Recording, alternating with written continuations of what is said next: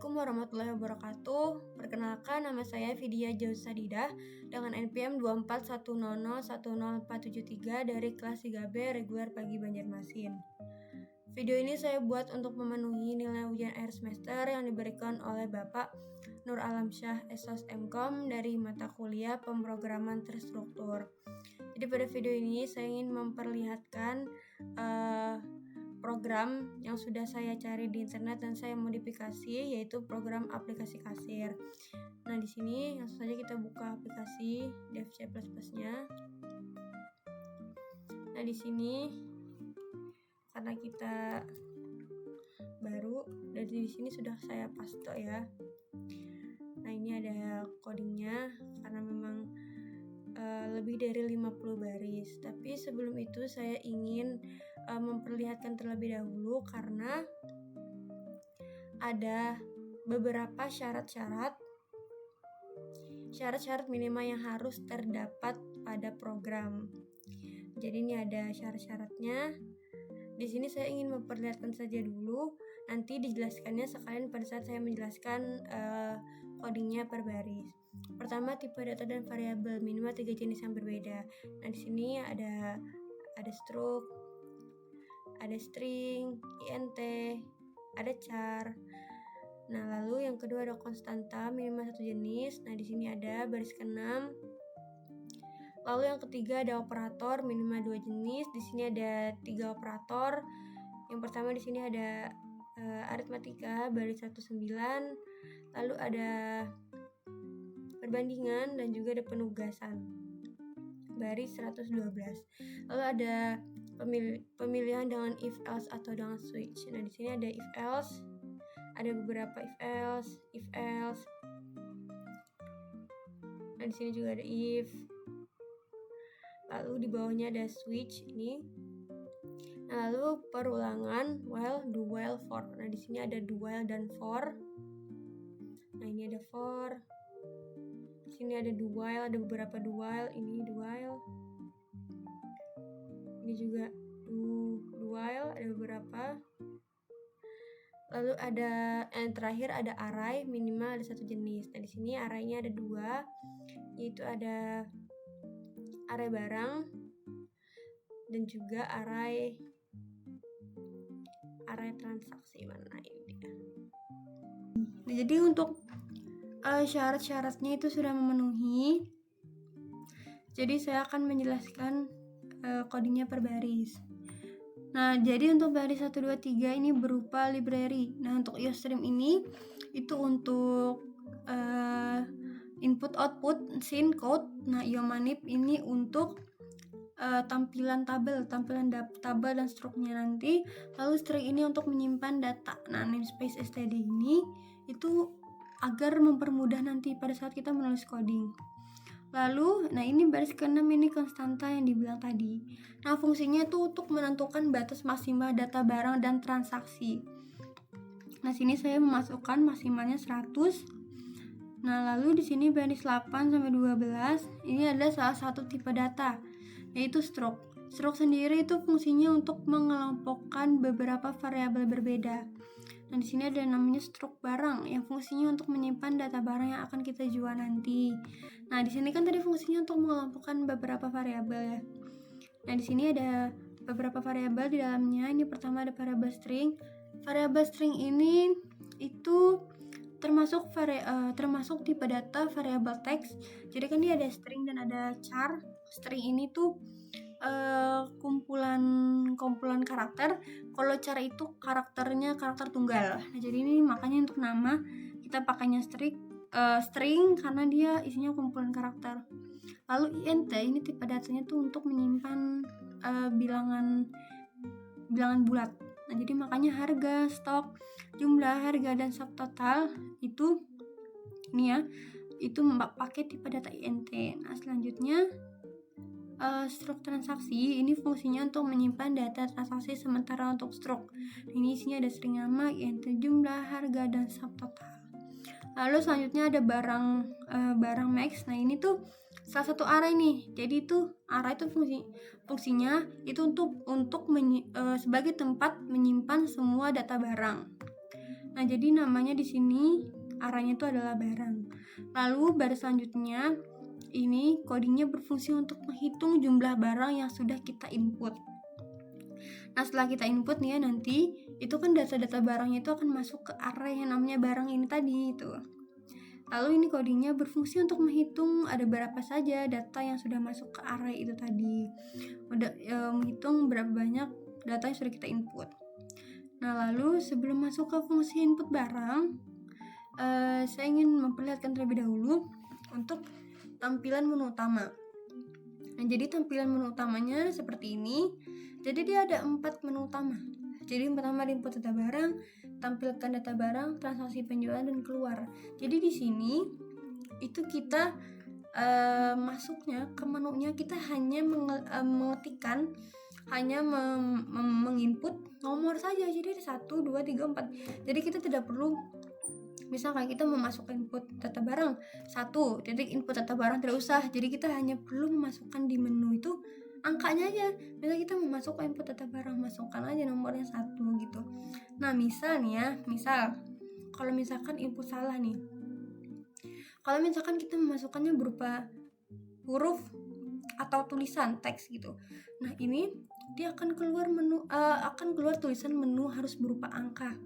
Jadi nggak bisa, dia harus 1, 2, 3, atau 4 gitu. Kalau tulisan atau angka dia akan keluar informasi. Kalau tulisan ya huruf tulisan, dia akan ada tulisan menu harus berupa angka. Nah, lalu di sana ada switch nih ya, menu ini fungsinya mengatur alur menu aplikasi. Nah, jadi di sini ada beberapa case, ada case input barang, tampil barang, dan transaksi penjualan.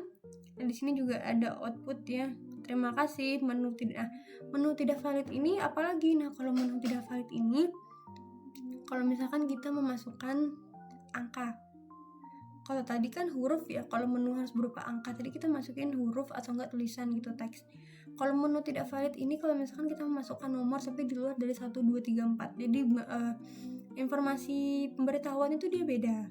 Nah, lalu ini baris 181, ini tuh menu tanda seru 94 itu maksudnya program berjalan itu sampai user memilih menu keluar gitu. Dan sini akan kita lihat nanti, tapi saya ingin menjelaskan untuk fungsi input barang ini dulu, besok kalian nanti. Nah, jadi kita masuk ke void input barang atau fungsi input barang. Nah, jadi di sini untuk barangnya ada nama barang, ada harga barang, dan juga ada stok barang. Nah, jadi di sini 3 nih, kita masukkan nanti inputin nama barang, inputin harga barang, dan juga stok barang. Nah, ini kalau misalkan kita nanti sudah selesai ya, nama barang misal ada wafer harganya sekian, stoknya sekian, lalu kita tekan enter. Nah, setelah kita tekan enter akan ada output nih, barang berhasil ditambahkan, ada informasi bahwa barang itu sudah berhasil ditambahkan. Ada lagi nih informasi ini, tambah barang lagi nggak, ini pilihan. Kalau misalkan kita mau nambah lagi ya kita tekan yes. Ini ada pilihan kan, ya atau n, yes or no, ya atau tidak. Nah, jadi di sini kalau misal kita klik y, nah di sini ada nih while. Karena kan ini sensitif ya, tulisan kecil dan besar, makanya kita kasih 2 ini aja supaya mau ya kecil ya besar juga berfungsi gitu. Nah, kalau misalkan kita tekan y, kembali lagi nih, kita memasukkan barang yang selanjutnya. Nah, ini ada masukin lagi nama barang, harganya, dan stok barang. Nah, kalau misalkan kita tekan N, itu akan kembali lagi muncul menu aplikasi ini tadi. Nah, karena kan kita udah selesai nih ya, kita udah nggak mau nginput data barang lagi, jadi kita masuk ke menu utama lagi gitu. Nah, semisal nih ya, kan ini pilihannya Y atau N aja. Kalau misalkan kita memilih huruf lain di luar dari Y atau N, dia juga tidak terdeteksi. Itu kalau kayak gitu munculnya tetap sama nih kayak N, yaitu kembali ke menu utama ini tadi yang akan ditampilkan ini. Jadi di sini kita coba ya, kita coba compileran aman. Nah, jadi di sini kita coba, nah ini tampilan dari menu tadi tuh ini itu seperti ini. Nah, sini ada 4 menu. Nah, kita karena tadi input barang ya, kita coba ini dulu. Kita coba yang menu harus ini. Kalau misal kita masukin huruf nih ya, bisa kayak tulisan-tulisan, tidak. Keluar menu harus berupa angka karena dia teks tulisan masuknya. Tapi misalnya kita masukin angka 6 nih ya, keluarnya menu tidak valid. Sebenarnya sih sama aja ya, cuman nggak apa-apa kita pesannya kita bedakan, tidak apa-apa. Nah, ini kan keluar lagi nih menu utama lagi nih, udah benar kan ini untuk menu utamanya. Nah, selanjutnya kita ke fungsi input barang ini. Nah, kita masukin satu input barang, kita masukin misalnya namanya teh kotak, harganya 5.000, stoknya kita kasih 10 aja. Nah, di sini ada nih barang berhasil ditambahkan, kita tambahin lagi ya, yes, kita tekan Y. Nah, keluar lagi kan, kita tambahin susu, harga barangnya 3.000, stoknya 10 juga. Nah, kita tekan N nih, no. Nah, ini akan kembali ke menu utama lagi. Nah, jadi untuk fungsi input barang sudah benar berfungsi. Nah, lalu selanjutnya kita masuk ke fungsi cari barang. Nah, jadi untuk fungsi cari barang, jadi gini, aplikasi kasir ini tuh kita pencariannya berdasarkan nama. Mungkin zaman sekarang itu kan kita kalau di supermarket nyarinya kayak misalnya ini kan ada barcode gini, ada barcode yang kecil gini, ini kan ada nomor. Nah, mungkin kebanyakan supermarket itu nyarinya berdasarkan nomor barcode ini. Cuman kalau ini enggak, ini berdasarkan dari nama produknya, nama di barangnya gitu. Nah, itu yang tersimpan di data kasir tuh itu. Jadi kita pencariannya berdasarkan nama. Nah, ini untuk baris 46 sampai dengan 53 itu ini. Maksudnya itu mencari barang, fungsi cari barang itu kita berdasarkan nama nih ya. Tuh, jadi kalau misalkan kita dapat nih ya, ada nih ya barangnya kita ketemu, dia akan kembali ke indeks. Tapi kalau misalkan dia nggak dapat, dia akan -1, return, kembali ke -1 gitu. Nah, lalu selanjutnya ini adalah void tampil barang, fungsi tampil barang. Nah, jadi di sini fungsi tampil barang ini untuk mengecek apakah data barang masih kosong, belum ada. Nah, nanti kalau misalkan datanya belum ada nih ya, kita tekan ya, karena kan fungsi tampil barang ya yang fungsi nomor 2. Kalau misalkan memang belum ada, dia akan keluar nih tulisan informasi belum ada barang. Jadi yang ini kita tutup aja dulu ya, kan tadi kan udah kita masukkan data ya. Jadi kita coba nih, ini kan kita nggak ada masukin apa-apa nih ya.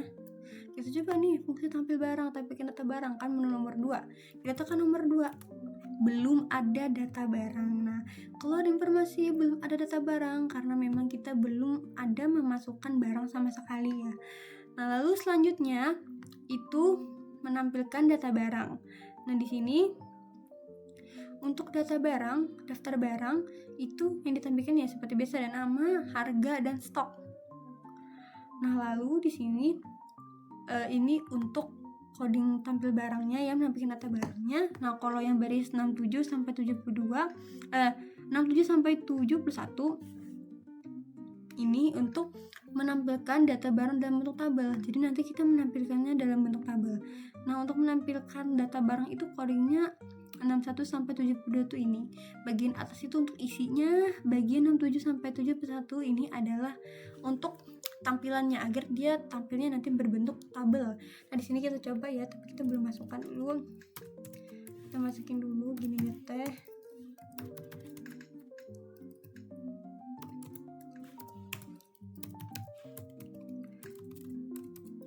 Susu 3.000 deh, 20. Kita kasih stoknya 10 aja. Nah, di sini fungsi tampil barang, menampilkan data barang nomor berapa? Nomor 2. Jadi kita coba nih ya, nomor 2. Keluarnya seperti ini. Dia tampilnya dalam bentuk ini, yang dimaksud menampilkan atau belum dalam menampilkan data barang dalam bentuk tabel itu seperti ini, ya kayak gini.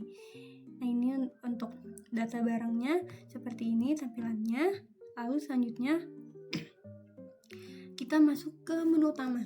Jadi di sini tuh menu utama itu transaksi penjualan, karena kan ini kasir ya. Nah, jadi di sini mari kita masuk nih ya. Ini ada transaksi tidak bisa dijalankan jika belum ada barang. Nah, jadi itu maksudnya bagaimana? Nah, jadi maksudnya kayak gini. Ini kita tutup dulu yang tadi. Maksudnya, transaksi tidak bisa dilakukan jika belum ada barang. Ini belum ada barang nih, kita belum memasukkan data barang apa, belum input data barang, tapi kita langsung ke menu 3 mau transaksi, nggak bisa karena barang kosong, kita belum memasukkan apa-apa ke data barang. Nah, itu yang dimaksud barang kosong. Lalu yang kedua, ini ada transaksi.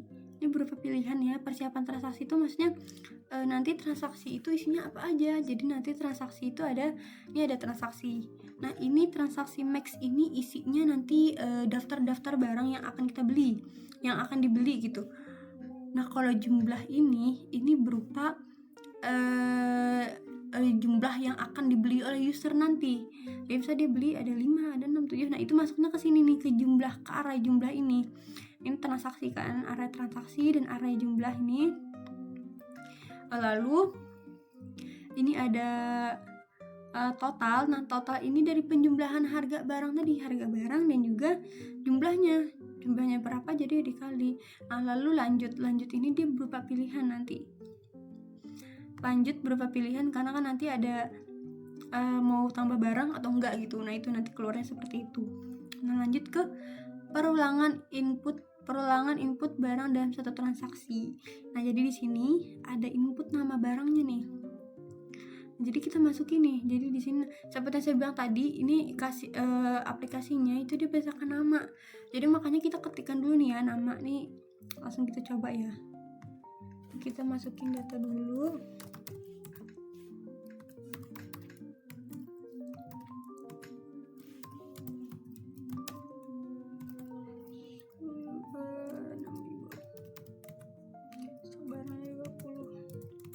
Nah, lalu selanjutnya ke perulangan input barang dalam satu transaksi.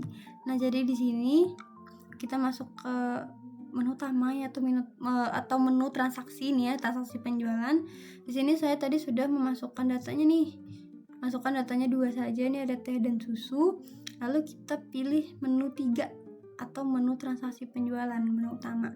Nah, seperti saya bilang tadi, ini kan menunya kita pencariannya menggunakan nama ya. Nah, jadi makanya di sini kita mencarinya nama nih. Cari barang, nama. Nah, semisal barang tersebut tidak ada di data nih ya. Kita tidak menemukan barang tersebut di data, barang tidak ditemukan, maka akan keluar output barang tidak ditemukan karena memang tidak ada di data nih. Tapi jika barang ditemukan, maka akan lanjut proses pembelian. Jadi jika barang nggak ketemu nih ya, nggak ada barangnya, akan keluar informasi barang tidak ditemukan. Tapi kalau ketemu akan lanjut, dia minta untuk jumlah beli kita. Jadi masuk nih jumlah beli kita, berapa beli 5 gitu. Nah, di sini ada perbandingan nih. Jika quantity itu adalah jumlah yang dibeli nanti ya. Jadi misalnya ya, jumlah itu lebih besar dari stok barang. Dia beli 5, tapi stok barangnya sisa 3, kan nggak mungkin. Stok nggak cukup. Nah, lalu ada yang pernah ini, jika stok tidak cukup, transaksi ditolak. Nah, akan keluar tulisan stok tidak cukup karena kan tadi quantity lebih besar dari stok, nggak mungkin kan. Nah, jadinya stok itu tidak cukup, akan keluar tulisan stok tidak cukup. Tapi semisal jika cukup aja, nah jika stok cukup, maka akan simpan ke data barang, kurangi stok barang, hitung subtotal dan tambahkan total belanjaan. Masuk nih ya, ini dari tadi nama barangnya tidak ada, barang tidak ditemukan. Jika ada, lanjut ke jumlah beli. Jumlah beli jika stok tidak cukup, maka tertulis stok tidak cukup. Jika cukup, lanjut ke pembelian. Nah, tambah ke total belanjaan. Nah, di sini nanti ada keluar nama, quantity dan harga nih ya. Ini nanti kalau seperti ini, jika sudah ada pilihan lagi nih, kita mau nambah belanjaan atau tidak. Yes or no. Kalau kita mau tambah belanjaan kita bilang yes, kalau enggak ya kita bilang no. Nah, kalau kita nambah belanjaan. Nah, kalau kita nambah belanjaan lagi, itu kita klik aja Y, dan itu kembali lagi nih ke tadi. Kita masukin barang lagi. Nah, ini kita barang yang kedua ya yang kita beli. Karena nambah barang, terus jumlah beli dan stoknya itu. Nah, itu seperti tadi lagi nih, kembali lagi kan gitu. Nah, kalau sudah N, maka lanjut nih. Kalau kita bilang no, lanjut ke struk penjualan. Nah, sebelum itu kita lanjut dulu ya. Nah, di sini nama barang yang kita mau beli, nama barang apa sama tadi teh ya. Barang tidak ditemukan. Nah, karena ini C++ ya, jadi dia sensitif terhadap tulisan besar. Jadi kita ulang teh. Nah, jumlah belinya saya belinya 5 ya. Tambah barang lagi.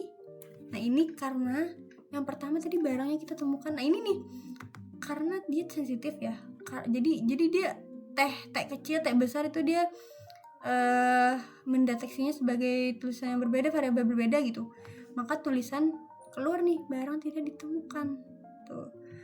Tapi kalau misalkan benar ya lanjut, barang ketemu terus jumlah belinya mencukupi, lebih besar, kuantitinya lebih besar dari stok, makanya bisa lanjut. Nah, tambah barang lagi, kita tambah barang lagi. Nah, sini kita tambah barang lagi susu.